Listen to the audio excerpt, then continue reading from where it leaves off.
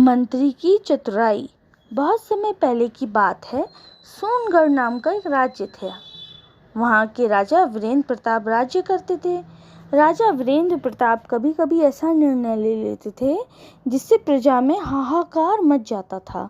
लेकिन परेशानी तो यही थी कि राजा के सामने बोलने की किसी की भी कोई हिम्मत ही नहीं होती थी।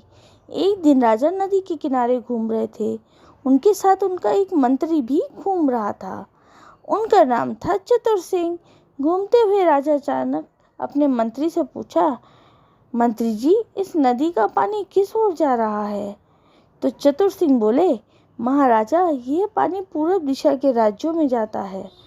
क्या उन राज्यों के लोग इस पानी का उपयोग करते हैं? ऐसा राजा ने पूछा। मंत्री ने बोला, जी हाँ महाराज। ये सुनकर राजा को तो बड़ा ही क्रोध आ गया। उन्होंने अपने मंत्री से बोला, ये कारण है उनकी समृद्धि का। इस पानी को अपने ही राज्य में रोक लीजिए। आज के बाद ये पानी पूर्व के राज्यों में नहीं जाना चाहिए। मंत्री को पता था कि मूर्ख राजा को समझाना मौत को बुलाने के बराबर है, इसलिए उनसे कुछ नहीं बोला, यहाँ तक कि अपना मुंह थोड़ा सा भी नहीं खोला और सर हिला के हाँ बोल दिया। चतुर सिंह ने अगले दिन से ही नदी पे बांध बनवाने का काम शुरू कर दिया। जब बांध बनकर तैयार हो गया, तब धीरे धीरे नदी का पानी सारे राज्य में जमा होने लगा और प्रजा के घरों में घुसने लगा। अब प्रजा परेशान हो गई, लेकिन उनमें से किसी की भी हिम्मत ये ना हो कि वे राजा को बोल दे। थक हार के वे राजा के बजाय मंत्री जी के पास ही चले गए। उन्होंने कहा, चतुर सिंह जी, आप ही कोई उपाय बताइए। ये तो पानी का दबाव इतना बढ़ता जा रहा है, हम लोगों की तो जान ही खतरे में आ गई है। ये सोचकर जब उन्होंने ये बोला, तो मंत्री था जो चतुर सिंह, वह अपने नाम के अनुसार वाकई में बहुत चतुर और बुद्धिमान था। उसने समझ लिया कि राजा को समझाना आसान काम नहीं है। उसने काफ़ी सोच विचार कर एक रास्ता निकाला। उसने राजमहल में घंटा बजाने वाले आदमी को बुलाया और उससे कहा, आप आधी रात को ही सुबह होने का घंटा बजा दीजिएगा और ऐसा ही होगा। मंत्री जी, यह कहकर वो आदमी चला गया। घंटा बजाने वाला आदमी ने वैसे ही किया।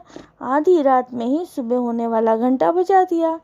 घंटे की आवाज़ सुन के राजा की नींद खुल गई, परंतु बाहर आकर देखा तो हैरान रह गया। उसे बाहर अंधेरा ही अंधेरा दिखाई दे रहा था। वह सोचने लगा कि सुबह तो हो गई, परंतु सूरज को क्या हो गया? आज वो दिखाई क्यों नहीं दे रहा? कुछ देर इंतजार करने के बाद राजा ने मंत्री को बुलवाया। उससे मंत्री से पूछा, मंत्री जी, सुबह हो गई, फिर भी सूरज क्यों नहीं दिखा? पक्षी क्यों नहीं बोले? मंत्री तो इसी अवसर की तलाश में था।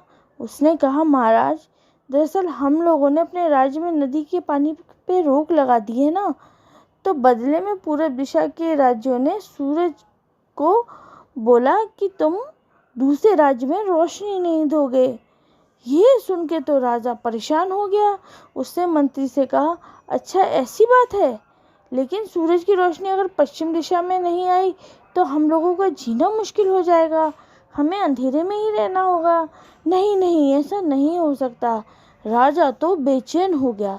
इसी समय मंत्री ने कहा, महाराज, क्यों ना हम लोगों को भी नदी का पानी पड़ोसी राज्य तक जाने दें, फिर वे सूरज को भी हमारे राज्य तक आने देंगे। राजा ने उसी वक्त बोला, हाँ हाँ ठीक है, बांध तोड़ दो और पानी को दूसरे राज्यों में छोड़ दो। आदेश पाकर बांध तोड़ दिया गया। फिर क्या, सारा पानी पूर्व दिशा की ओर बहने लगा और प्रजा ने राहत की सांस ली और थोड़ी ही देर बाद सूरज निकल आया। तब राजा की जान में जान आई और मंत्री की चतुराई से प्रजा का नुकसान होने